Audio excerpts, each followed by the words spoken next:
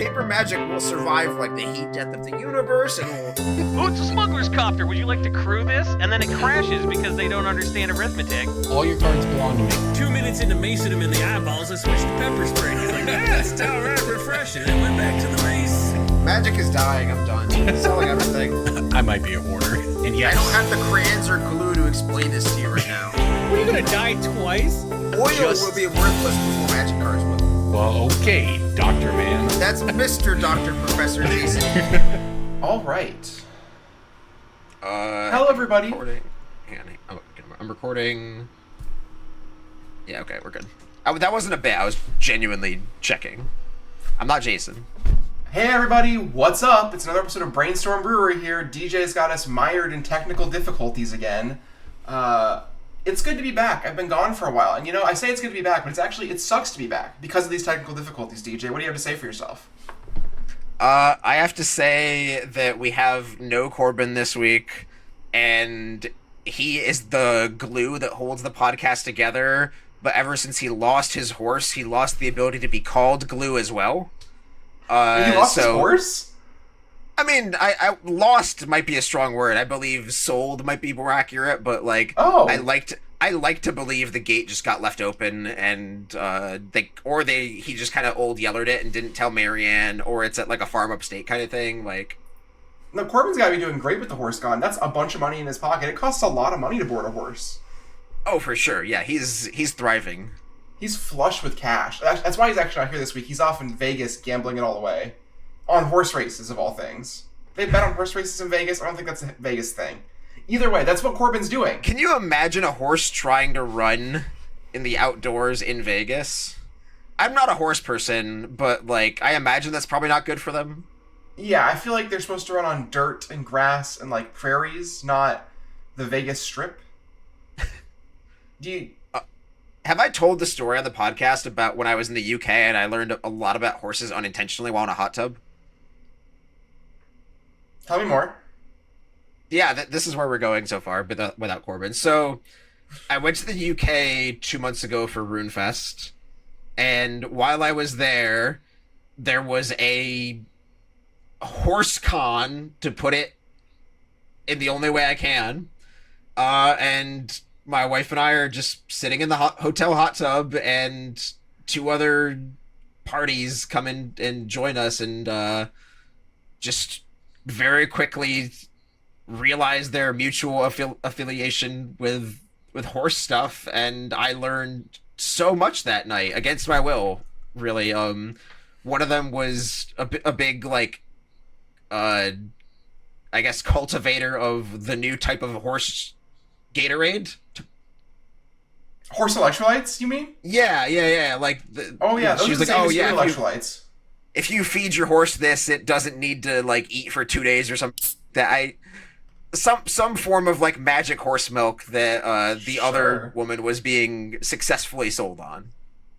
Oh, you watched a huckster do their job so well. Love that. Yeah. Have we talked about horse electrolytes and gorilla biscuits on the podcast before? Gorilla biscuits? Maybe. Okay, so maybe. I think this was a 4chan thread originally. It might have been something awful, but it was on one of the fitness boards, and there was a guy being like, "Hey, I found these gorilla feed biscuits they use at zoos to feed gorillas, and price per protein is ludicrously good. It was 10 times as good as the $5 Costco rotisserie chicken in terms of how much protein you get per dollar." And I believe the packaging said no more than 12% ash by volume. And it was the dude was like, "I'm going to start eating these and report back."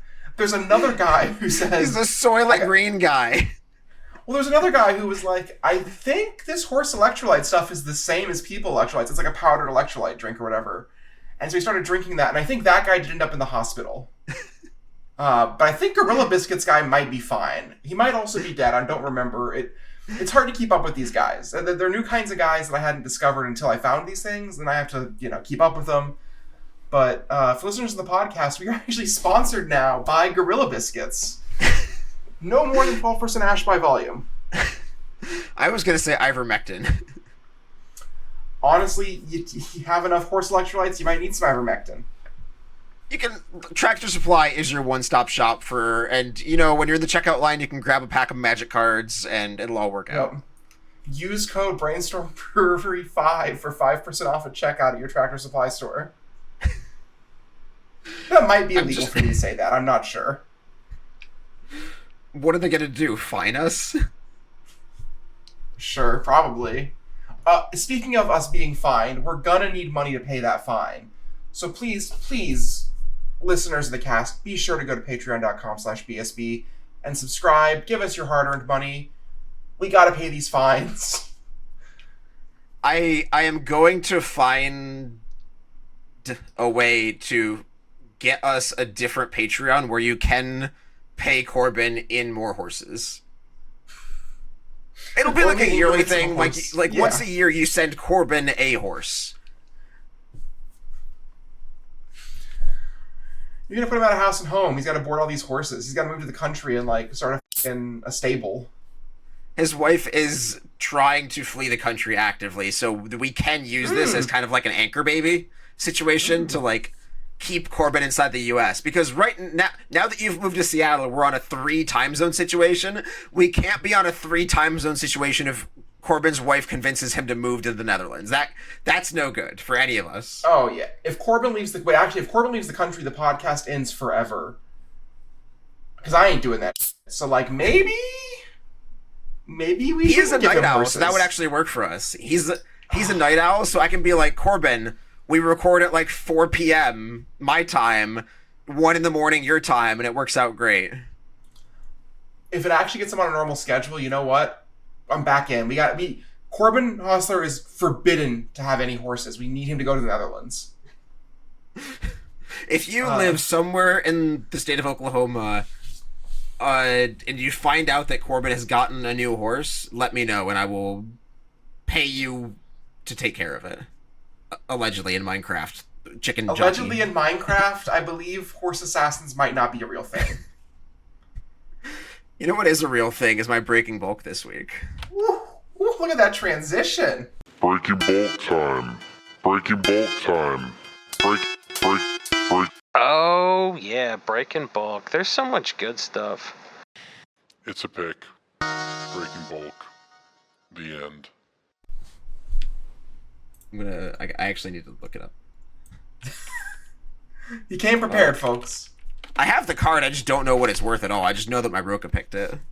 Classic relying on machinery to do the job of a human. This is what we need about Larry and Jihad right now. Kill these thinking machines. Feel like I didn't get that big of a laugh for my Dune joke, and you know what? That's because Corbin's not here. Welcome everyone to the segment called Breaking Bulk. This is a game where I abuse the labor of my machine behind me to make myself look better at this than I am, which is like really, really good because I'm already very good at this, so making me look better than that is like, whew. This is a Commander Legends Battle for Baldur's Gate red common.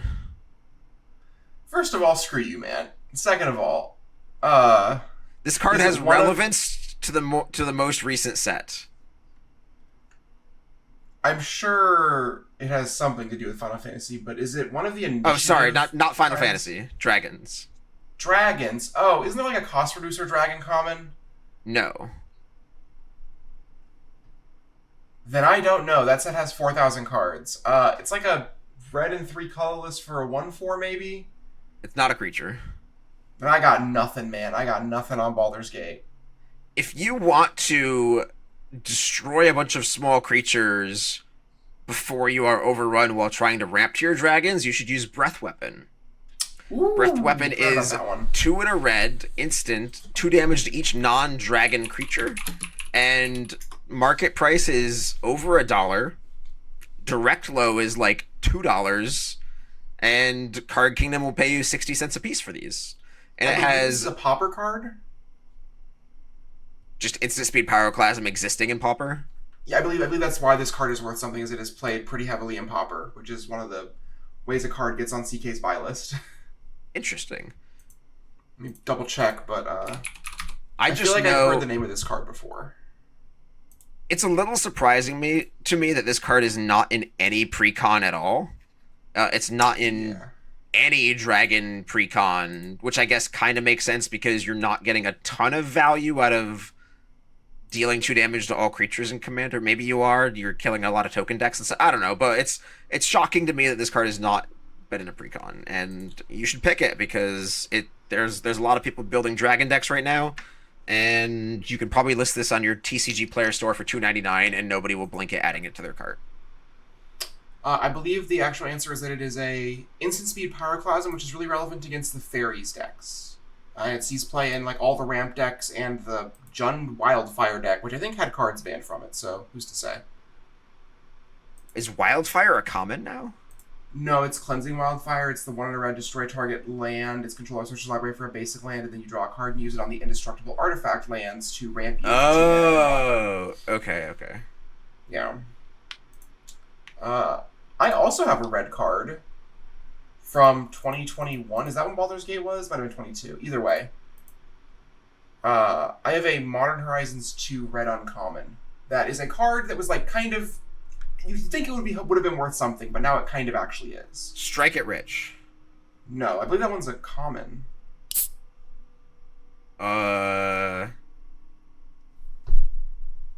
Gorilla Shaman? No. That's a strong guess, though.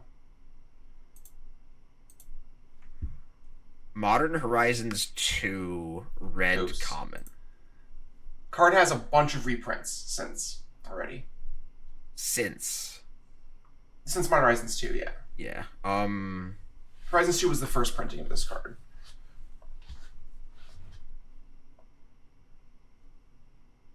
I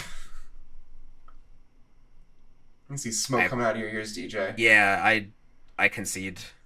It's Dragon's Rage Channeler, which is a card you think would have been worth something for a while. Sure, yeah. Card's been like under 50 cents for a while, has a $1 buy list now, and direct low for a Modern Horizons 2 non-foil copy is $5.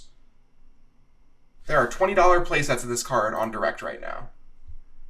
I am surprised because I thought this card did get reprinted to dust. You're right, and it just hasn't. That. Yeah. It turns out that this is the best version. This is probably... I think this is a stronger red 1-drop than Ragavan a reasonable amount of the time. Which is a strong thing to say about an uncommon. Most of its reprints aren't really real, though. They're like...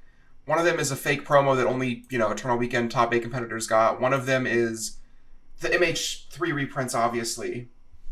And there's like a mystery booster and then a secret layer. Card kind of only has 1.5 real printings. The Secret Lair one just came out recently, and it is one of the cards with the raised foil printing. There are sales on TCG Player for in the 80s for that card. The raised foils look really good, having seen them in person. I have not seen them in person. This was from the Secret Lair a few weeks ago that I was kind of bearish on, and I didn't buy any because I didn't want to be wrong, and I had a lot of other places to put money at the time that I knew were right. But if you bought that Secret Lair and if you bought that bundle, this could do very, very, very well for you. If you're the kind of person that bought this bundle, then you probably don't need my advice to feel like you were right about that. Right. So honestly, the raised foils being at a $100 price point per layer, I think this is actually a thought I've been sort of marinating in my head for a bit as we take a bit of a jump from breaking bulk into our next topic. The worse a secret layer sells, I think, the better it is. But the reason it's better is unintuitive, I think, for a lot of people. So when a secret layer sells out quickly, that means by and large the people who bought it were vendors. Yeah. Not entirely, but like that is how a secret layer sells out quickly, is when a vendor buys their max allocation or whatever. When a secret layer sells out slower, it means that more of them are ending up in the hands of people who are going to keep them. And so there just are fewer of them available on the market because they're in someone's commander deck or whatever. Yeah, it's this really weird prisoner's dilemma where, like, if it's a bad secret lair on release, it ends up being super, super worth more later on. Right. A couple of the best examples, one of the best examples of this is Thassa's Oracle. The best Thassa's Oracle right now is a secret lair Thassa's Oracle from, like, Cool Blue or Ocean Breeze or some other thing, like abstract concept they made a secret layer about. Yeah, like a LaCroix flavored secret lair, and like that Thassa's Oracle is over $100 because everyone thought it was bad at the time, and it was a print to demand secret lair, which is the one everyone's like, oh, print to demand, you should do print to demand, you should do print to demand. Well, if it's bad now and then it's good later, then print to demand makes it $1 million. So like, pick your poison. One of the secret layers that I'm actually super high on, and I think it still is available, is the Little Witch one or whatever. The first one where the foil secret layer was $60 because it sold out. It's selling out so slowly that almost all of them are going to end up in the hands of people who, like, most vendors I know didn't buy any. They're just like, oh, $60 for a foil layer? Like, screw that. And I think that, like, Realms Uncharted and Serenity and Essica's Chariot are all pretty popular cards. I think even the other card, Secret Rendezvous, is doing well because it has good art. But if let's, I don't know any real numbers here. Let's say they made 10,000 of that layer. That number is probably wildly wrong in some direction. Let's say a traditional layer of that number, 8,000 sold to vendors, 2,000 sold to individuals. That means 80% of the supply of that is just on the market actively. Something like this might be reversed where only 20% of the supply of this layer is actually on the market actively trying to churn. Which means that if you want a secret layer foil Realms Uncharted or whatever, it's way less competition. You kind of get to name your price. I'm really high on the secret layers. Take a while to sell out. Assuming that there is a reason they took a while to sell out. Like, I think there's still some of the Chucky secret layer up, and I don't like that one. Yeah, that and the Ghostbusters were just kind of Flops. misses. But like the Monty Python one is insane. Yep. I think most people don't realize, and some of this information is speculative based on like Discord bots and anonymous people sources that I have that said like, oh, this secret layer sold this many copies, and it's trusted or not, but it's like a Discord bot that allegedly has some amount of insider info. The Carlock one, I believe, claimed to have only 4,000 units. That was a number I remember. And so if you start thinking of cards from those secret layer as pseudo serialized, like the Lord of the Rings, Elven Rings, and stuff like that, it's like, oh, this card it has the serialized version and it has a non-serialized version, but the non-serialized version is still kind of serialized, and that's why it's like $800 to $1,000. Like, that's just a thing. And so you have all these cards that are really, really rare running around in play groups, and players just don't know how rare they are. And as Magic grows and expands at the rate of the universe with its whatever heat calculation, thanks Jason, like, Magic will grow and it will outpace the growth of the printings of these cards. And there'll be a lot more money to be made in the game. So let's ask a question then. There's a card coming out in the new Final Fantasy set only in Japanese collector boxes. Every box is a box topper. Most of them is Arcane Denial, but 2,000 of them are going to have a Force of Negation with like a key story moment on it, like a popular story moment is on that card. And we know there's going to be 2,000 of them because that was in the media announcement about it. How many cards... So, how rare do you think that Force of Negation is going to be relative to Shattered Glass Optimus Prime? How many Shattered Glass Optimus Primes do you think there are in the world? The answer is like probably 5K or something. Like, I can't math it out or whatever, but like there can't be that many relative to your average card, right? Like, right. How many Flooded Strands from Khans of Tarkir are there? A shit ton. Yeah. Right. How many Shattered Glass Foil Optimus Prime are there? And then that's not even like a particularly desirable card in this space. Like, it's probably the most desirable of that set, but like... If you think of it as like barely enough to fill a 4-row box, it's like... Right. Cards that are meaningfully rare, I think, are good for... This is a charged statement. I think when there are cards that are meaningfully rare that have more accessible versions, it is very good for the industry. Oh, yeah. We've been saying that on this podcast for years, I think all of us, and we're probably preaching to the choir to some extent. But just being able to see stuff in display cases, like a $400 to $500 Minskin Boo when the regular one is $2. Yep. Yeah, that's another thing is like bonus cards. Like, how many Miku Snapcaster Mages do you think there are in the world? Do you think were printed? Maybe a few thousand of each like kind, right? Like English non-foil, Japanese foil, every crisscross variant of that. do you think the Miku secret layers were produced substantially more? Because like if the Karlach one was 4K, which again, no clue if that's true, but like assuming that there is any veracity to that, do you think the Miku one was printed 10x that? Like there's 40,000 Miku ones. There's like one Snapcaster for every couple hundred layers, maybe. That sounds correct. We're very napkin mathing it at Right, this point, but right. yeah, like The real thing is like there's so many cards we don't know how rare they are actually. Things like serialized cards, you know, if there's 500 of them, you know, you can extrapolate from that roughly how big the print run of collector boxes is. That stuff's easy. But when it comes to like how many Japanese fracture foil Llanowar elves were there in Foundations, I don't know. We can kind of napkin math it, but like. Speaking of that Llanowar elf, something crazy that happened in Hartford this weekend. I saw a counterfeit of that card, not the fracture foil, but like the regular showcase foil Llanowar elf, the roughly $100 one. First time I've ever seen a counterfeit of that card, and it was reasonably good. Was it like? I know the line is pretty fine. Was it like someone trying to deceive with their printing of it, or was it like someone was trying to print a proxy to play with it?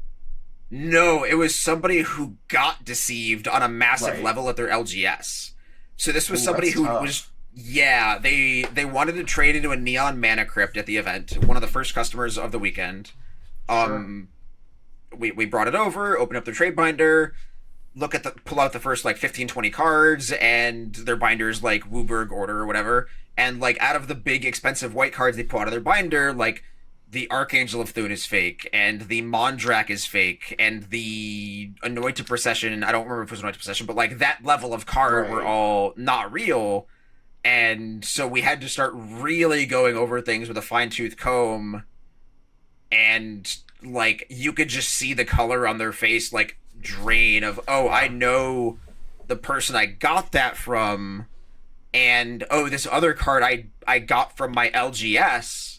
And your average local game store just doesn't deal with counterfeits. They don't know what to look for. And like I think the average LGS owner can be like, oh, this fake set of power walked into my store from like a kid who got it from his dad, and like, what are they? I heard these are worth $1 million. No, these are clearly fake.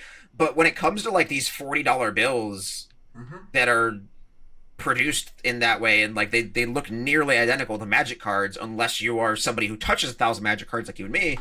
There's good fakes out there, and this person just like minus $800 in value of their binder, which is like really, really tough. But it also just their LGS well is poisoned now, and it requires such a specific, really tough conversation with multiple people in that environment to weed out the fakes from their group. And like, hey, I went to an LGS this week, and I like this next part is sort of like a how to do that conversation if you run into the situation, because I assume a lot of our listeners go to their LGS frequently and like interact with a lot of community members in their area. And so if you run into that situation and you discover that somebody has a reasonable number of counterfeits, this is how I suggested this person deal with this. So you go to the person you source the cards from and say, hey, I went to this event recently. This vendor showed me that all of these cards are not real. These are the ones I got from you. Can we take a look at the rest of the cards in both of our binders and start comparing them and see what's wrong? Because I don't want to assume bad intention on their part, and they also might have got because Magic cards just change hands a lot. It's like cash. It's they are money. Like the average $20 bill has been touched God knows how many times and been in God knows how many orifices. So like you have to like do this forensic dissection without assuming bad intent, and sort of like, oh, did you get that on TCG Player? Can we look at your TCG Player history? How long ago did you buy it? Not as like this interrogation, but like, oh, hey, maybe, oh, you just bought this like a month ago? Reach out to the seller, trace it back. And TCG Player, as the company they do have very good procedures in place for this kind of thing where like the average player bought a counterfeit. And it's just a really tough line and a really unpleasant, murky experience for everyone involved. But it's just like, you just have to rip the Band-Aid off and just get fakes out of your community, because that, we've said this a million times, like this is the biggest threat to Magic. I think it's one of those things where when someone produces or acquires a card that looks exactly identical to a Magic card, this is the inevitable end of it, right? If somebody... Yeah. I have no stance, no take on other types of things, but if you create or acquire something that looks exactly like a Magic card or is intending to, you're gonna forget you have it at some point. It's gonna end up in a trade at some point, and then someone's gonna get got by it. And so, generally, just like the actual thing is just don't do that. Don't find things with this identical Magic back and Magic front. Like just, I'm not. People are gonna proxy no matter what. Just like, don't be dumb about it.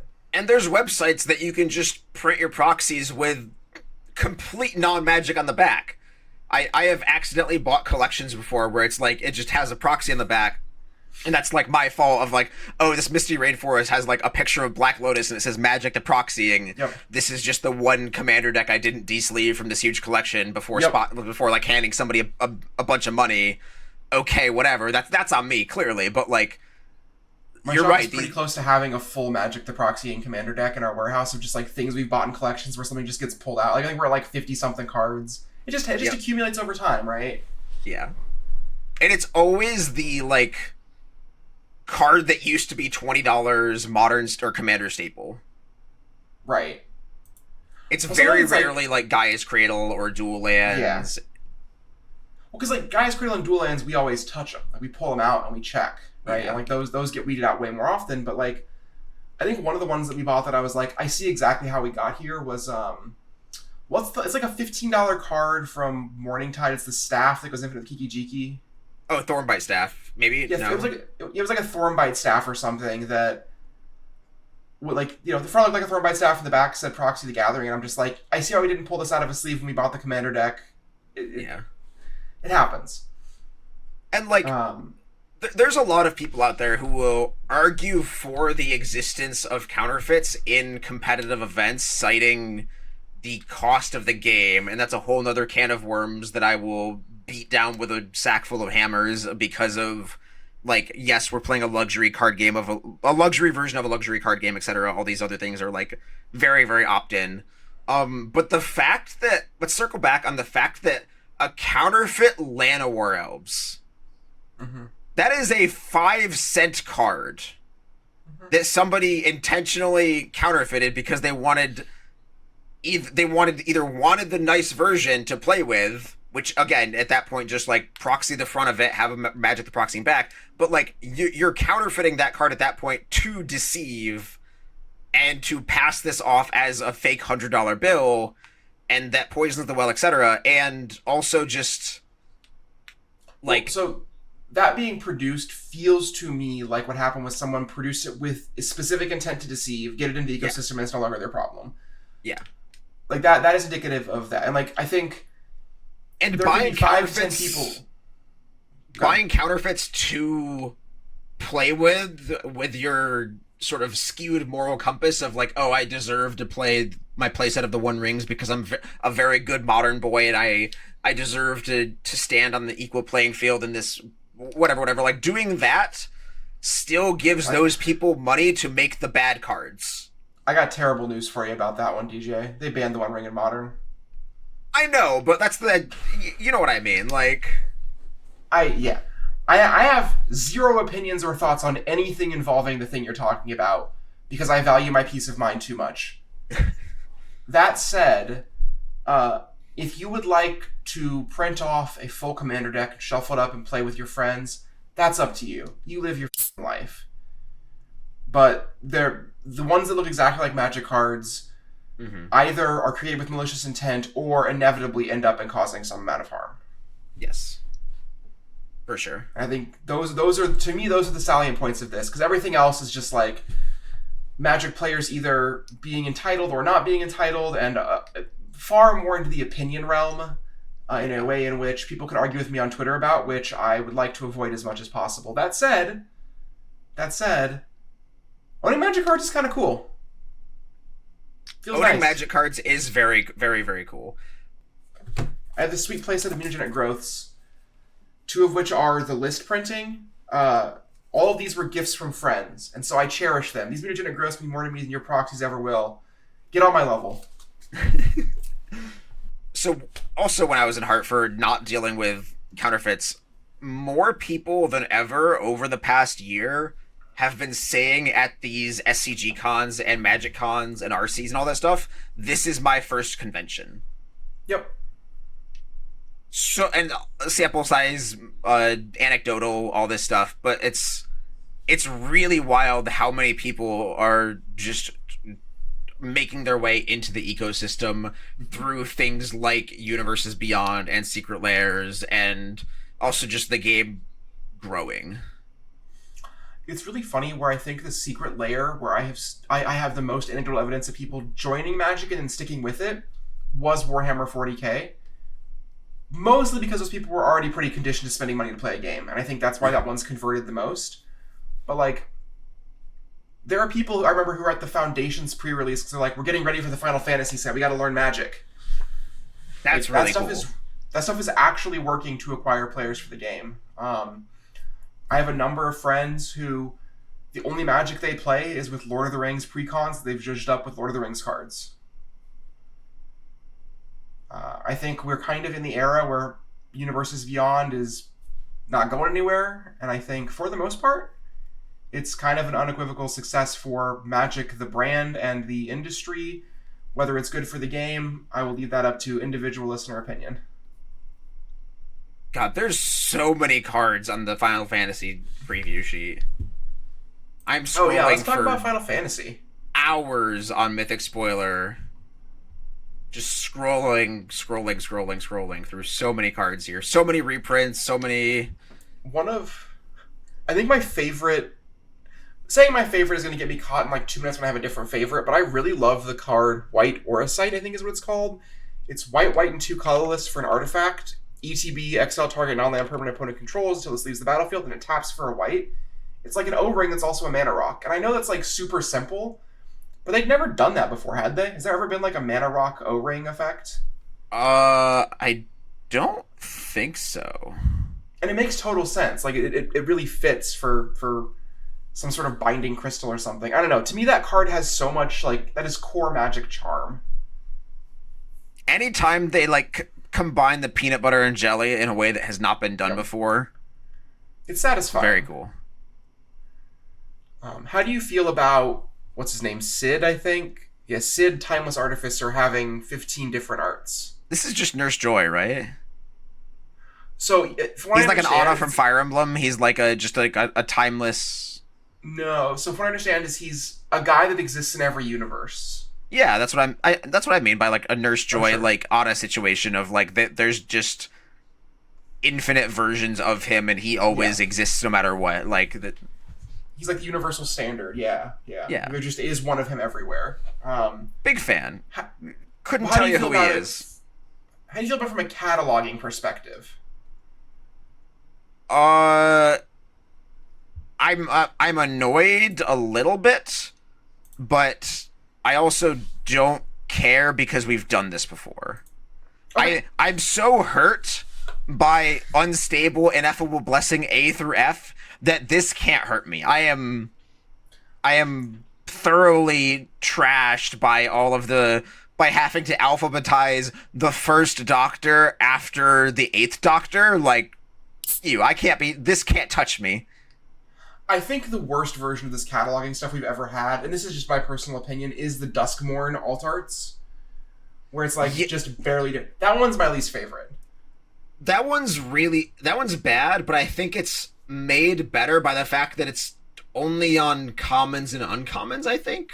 I believe there are 2 different Meat Hook Massacre 2s. Okay. I believe that one has multiple versions. We can confirm this. That one's not great to me. Like, I mean, I was upset by it, but that one I was more upset by the fact that they didn't just go with the really easy layup of just have all the foils be the alt art version. Yeah, I mean, clearly they were trying something. The Meat Hook Massacre 2. Is it just called Meat Hook Massacre 2, not the? It's There's the. no the? No. Oh, the Meat second, Hook the first Massacre is one's the first one. Okay. The second one is just called Meat Hook Massacre 2. Great. Yeah, there are 2 different versions of that card. How sick is that? I have never plus- had plus to the deal with that in showcase. my life. I believe that multiple of these cards, like I think they're somewhere around here. It's like the one Optimistic Scavenger. I believe I've been playing for months now with 2 different versions of that card. Just didn't realize until recently. I don't know. The Dustmore one pisses me off the most. I can't say for sure because I don't actually have to interact with that part of the... That's my staff's problem at this point, and I'm okay with that. I pay somebody else to be stressed about that. Understood. Relatable. Do you have any favorite cards or like shapes of cards from Final Fantasy set yet, or is this all just kind of you don't know this franchise slop to you? It's pretty franchise like I don't know anything about Final Fantasy except for the fact that my wife took me to see the Final Fantasy VII movie. I believe it's called Advent Children, and she gave me like a 20-minute primer on the plot line of Final Fantasy VII on the way to the movie, and I was still confused while watching it. It was cool. It was neat. It didn't make any sense to me, but it was neat. I think my favorite part of the Final Fantasy set from a Wizards making a product for me to survive in this industry standpoint is the Golden Chocobo. I also have been told how those get made in the game, but I've also mentioned on this podcast that I think low serial number cards are very, very good for the game. Yeah. X out of 77, great, love it. It's gonna be like $5,000 to $10,000. It'll be a golden ticket for somebody, and it'll be really cool. And I think people being able to gamble for those is very, very good for the game because, like we said, because there's like a $3 version. Sorry, gotcha. Yeah, they can gotcha for them. Yeah, for sure. I'm actually surprised that you didn't key in more on like the card sphere grid, like the very distinct RPG reference cards. What are you talking about? There's a card in one of the Commander precons called Sphere Grid, SPHERE. It's not. It's a skill tree. Oh, because hang on, I'm on Scryfall, which is looking at not the Commander decks. Gotcha. What's the Commander set code? FIC. Is this gonna work? Yes, it is. Okay.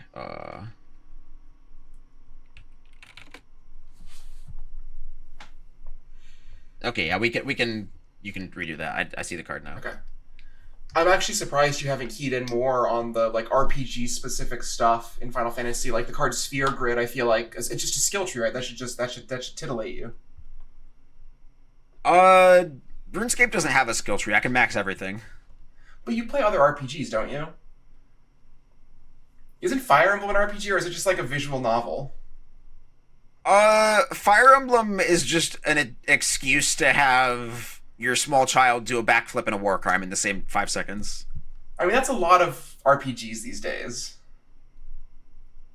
Fire Emblem doesn't have... I guess it has kind of skill trees in a way. It has like a weird classes. I don't know, but like... There's also a bunch of different versions of Fire Emblem, so I wasn't sure if there was some that had that. So, okay.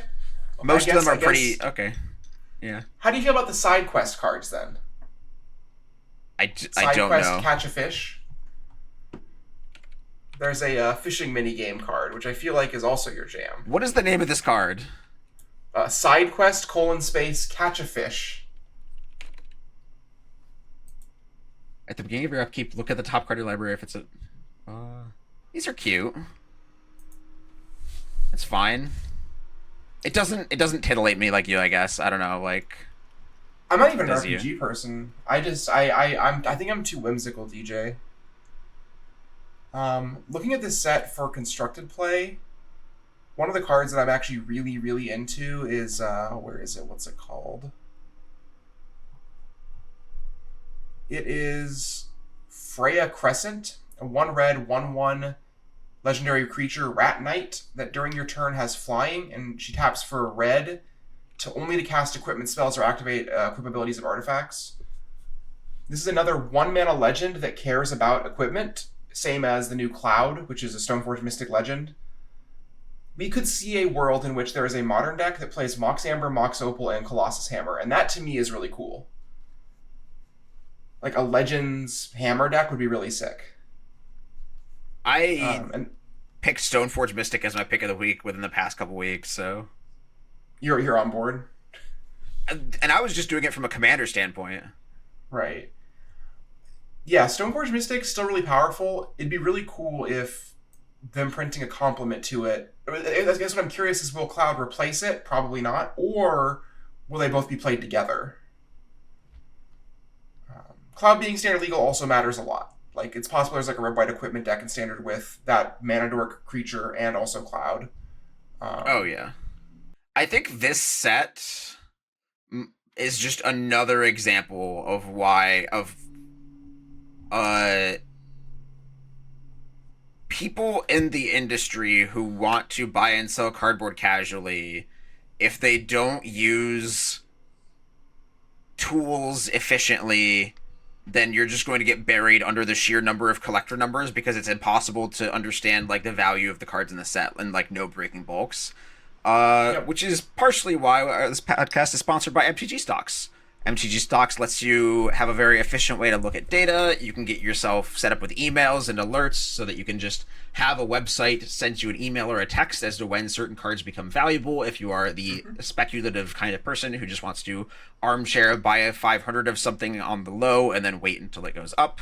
I have bought plenty of collections over the past weekend from a few people in Hartford who had a bunch of expired specs, so to say. Like, oh yeah, I just bought this card and it went up and it went back down. I'm trying to remember what the card was, but for me it was Rooftop Storm. That was my personal experience. I bought a lot of Rooftop Storms. Midnight Hunt came out, the card spiked, and I didn't know because I wasn't paying as much attention as I should have, and then a year later I found them all, and they were all back to bulk. MTGstocks.com, the premium website, part of the website, is very, very good. I use it a lot to find my picks of the week, which you will find out my pick of the week at the end of the episode. And Corbin's not here, so that's the pitch you're going to get. It's the pitch you're going to have to eat and live with and survive off of. It's the pitch you deserve, really. Speaking of buying lots of copies of cards, for full disclosure, I did purchase close to 100 copies of my pick of the week this week, but because I think the card's really cool and might actually see something happen with it. So full disclosure on that. You want to jump into pick of the week, DJ? Sure. Pick of the week, pick of the week, pick of the week. Time for the pick of the week. My pick of the week this week, which I am so excited about, is I have to pull up the name of this card because I'm going to get it wrong otherwise. I believe it's Yusri. Is it the coin flip? Yes. Card? Yusri Fortune's Flame, 20-cent rare for Modern Horizons 2. 2 Modern Horizons 2 cards today, interesting. So they spoiled a card in Final Fantasy called Edgar, King of Figaro, who 6 mana, 4/5, ETB, draw a card for each artifact you control, whatever. He has a static ability, Two-Headed Coin. The first time you flip one or more coins each turn, those coins come up heads and you win those flips. Which means cards that flip multiple coins in one instance, really good with him. There are only really 2 cards in Magic. This is actually like... There's a card that makes a goblin for each heads you flip, whatever, and you flip 3 coins, whatever. Ral Zarek flips 5 coins, each one for an extra turn. Or Yusri, who says, for each one of the 5 flips that you win with him, you draw a card, and if all 5 flips you win, your spells are free the rest of the turn. So this is a 3-mana commander that you can play, that if you find this Edgar and put it into play, when you attack, you draw 5 cards and then have Omniscience for the rest of the turn. This is the only card in Magic that does things with this card beyond letting you win 1 coin flip a turn. I think I was thinking of there's a red rare from Mirrodin.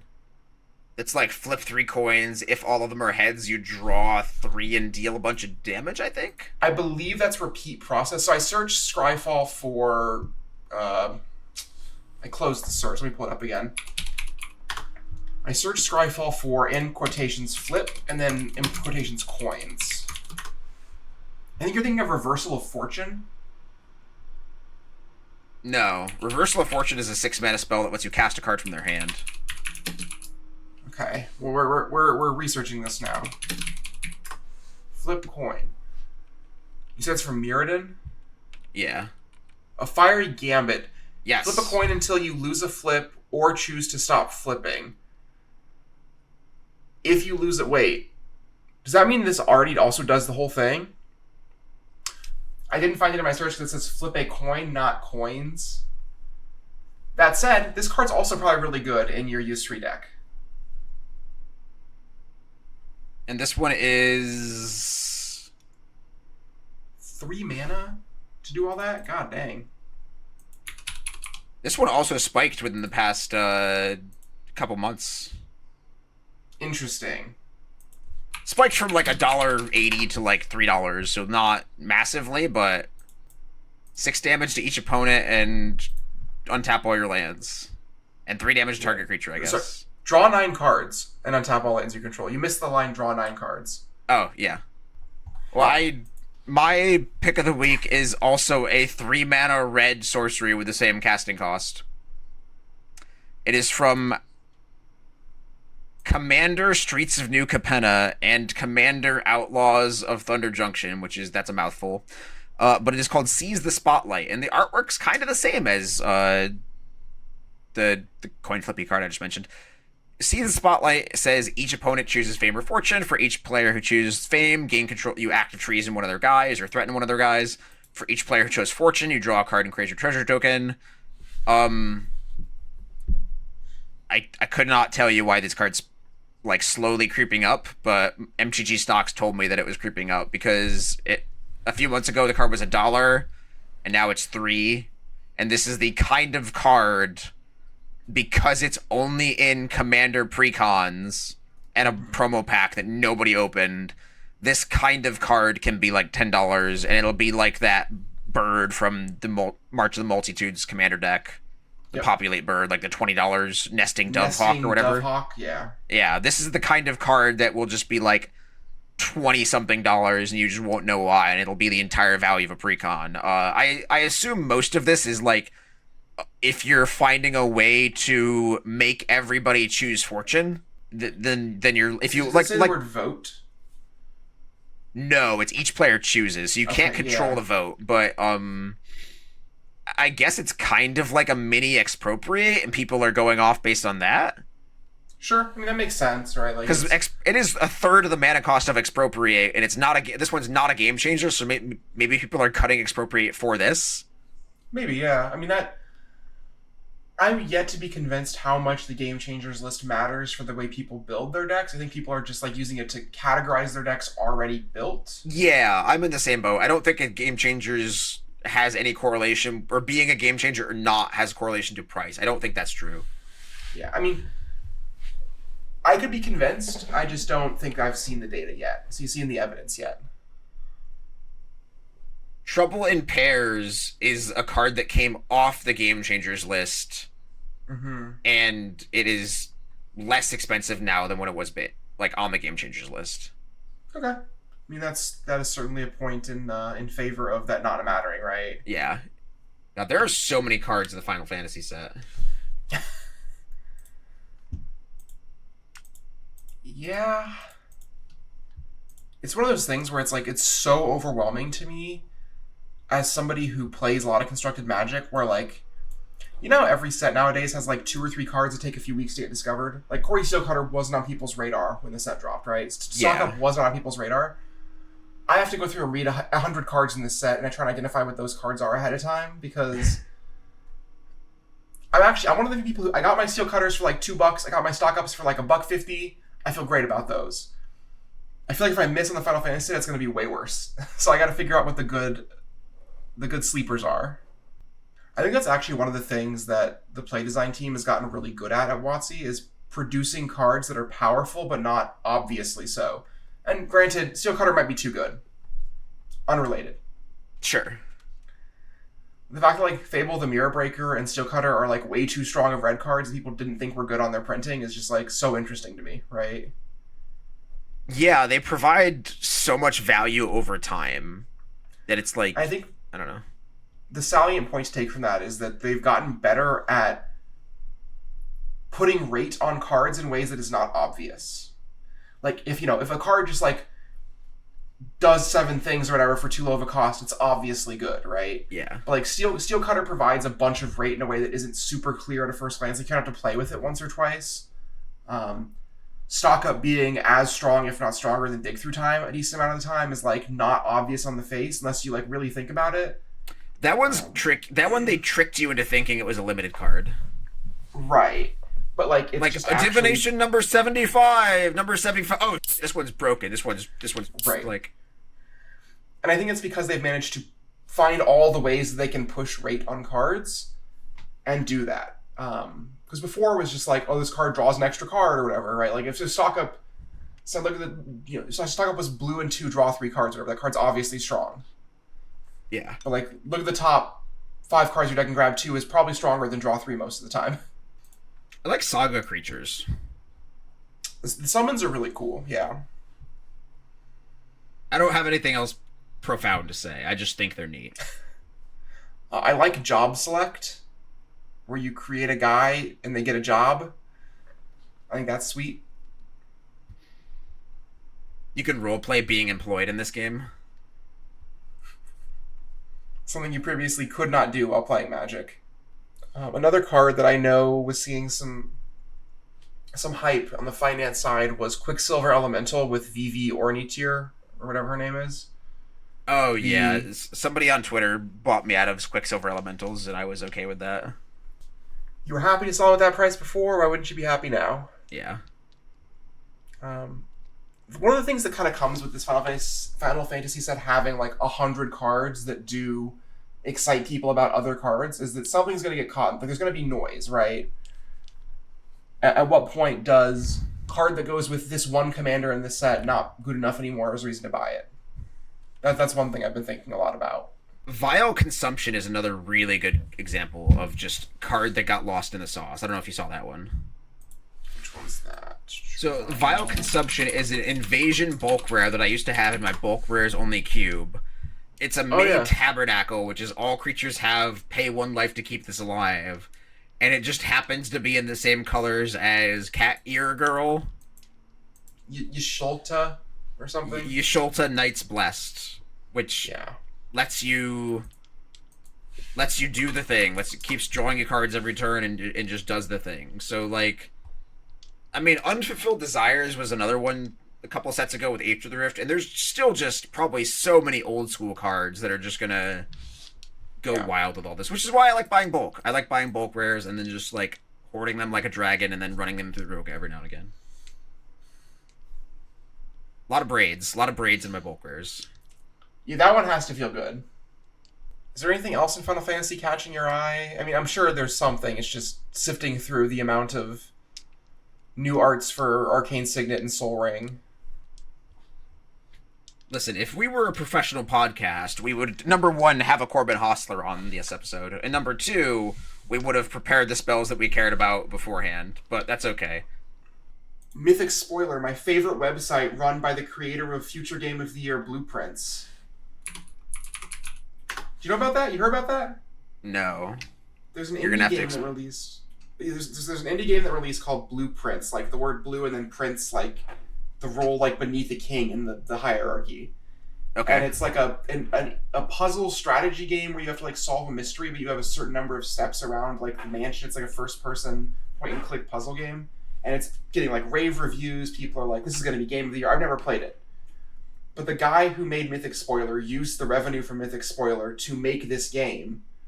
I'm just now learning that Mythic Spoiler makes revenue. Oh, like I know they have ads on the page. I know they have ads, but like I am surprised that it's Mythic Spoiler has like Ultimate 2010 vibes, and it's still just kick it. Like I'm good for him. I'm not dissing. Like just good for him. The thing about Mythic Spoiler is it is the least clicks, usually the least clicks to get pictures of all of the cards, and like that is a big appeal for a lot of people. I stopped using it when there were 7 sets coming out at once. Yeah. But, like, I still understand. It's also the best place to get Facebook comments of cards, which maybe that's what we should do today.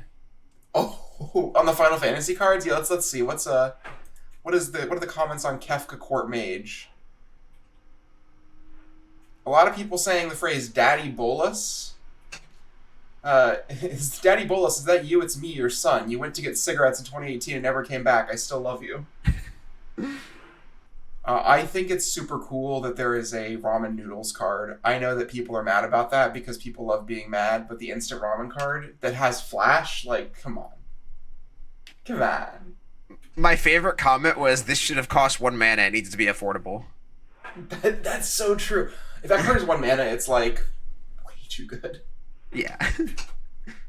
I really like I think my favorite thing about Universes Beyond is when they reprint like old Magic cards into the Universes Beyond frames and seeing what they look like in through a new lens. Like I really liked the Dark Ritual from Warhammer was cool, right? Oh yeah. There's actually that's a good thing to talk about is special treatments from this set. I think 1 in 3 packs has the like what are they called? It's Magic card printed into a Final Fantasy frame with a new name and art from like a traditional Final Fantasy artist. Like all the Yoshitaka Amano stuff is in that, and only 1 in 3 collector boosters have them. And there's a really cool Dark Ritual with, I believe, Amano art. Yeah. For those not in the know, basically every single thing Yoshitaka Amano has ever touched is worth money. Like one of the most famous Japanese artists of all time. Sure. I'm extremely bullish on any of the Amano cards on this bonus sheet. That said, they're probably going to be expensive to start anyways, so it's kind of hard to tell like where the actual line you're is either going for to them. lose all the money or make all the money in the first like 6 Right. months. But I think like for me a good heuristic on should I keep or buy this one in particular is it Amano? If yes, buy it as soon as you possibly can if you intend to keep it. You know? Like collector product from Final Fantasy is going to run out pretty quick. And we're supposedly getting a holiday release, right? I imagine so. They'll break it up like Lord of the Rings. Yeah. All of these bonus sheet cards are pretty interesting too. Like they're mostly strong commander cards or even competitive cards in some spaces. Like Carpet of Flowers and Primeval Titan. Those are cool. Titus is Thrasios. Sure. I don't know who Titus is, but I'm sure I believe he's he's the very... protagonist of Final Fantasy X. Yeah, he looks very box arty. Yeah. Oh yeah. That guy's got a lot of protagonist energy. I really like the... I'm excited for my Search- waist-high water commander deck. Is that one you're working on? The Rhystic Study and Titus are the first 2 cards. I just made it 2 minutes ago. Only cards standing in waist-high water. That's my bracket 1 deck, but it'll be its first 2 cards are Thrasios and Rhystic Study. So it's bracket 1. Is there another partner commander that has waist high water? I'm sure there's one. I'm checking. I'm looking. I have not found one yet, but we'll report back next week on the podcast if we found a suitable... You know what? If you're a listener and you know another commander with waist high water, send it in. Send it in to corbinhostler@gmail.com. Message Corbin directly on Discord. I think that's more annoying. Yeah, honestly, show up to Corbin's house, gift him a horse, and then tell him the commander idea. And then Gotta ride bring away a on the horse, other though. horse you brought. Right, that's the horse for next time you come to visit him. Corbin's home address is, by the way, Netherlands. Netherlands. He lives in the Netherlands now, right? That's this whole thing. How do we end a podcast episode? I think the answer is that I say thank you so much to everybody for listening to Brainstorm Brewery. I've been your host, Cass Lynn, joined by my co-host, DJ Dougie Johnson. We're all so happy to have you listening. Please be sure to give us money on patreon.com/BSB. Shout out to MTGstocks for sponsoring the show. And we'll be back next week with more Final Fantasy, Magic the Gathering, and maybe even some magic culture news. Ooh, that's exciting. I do.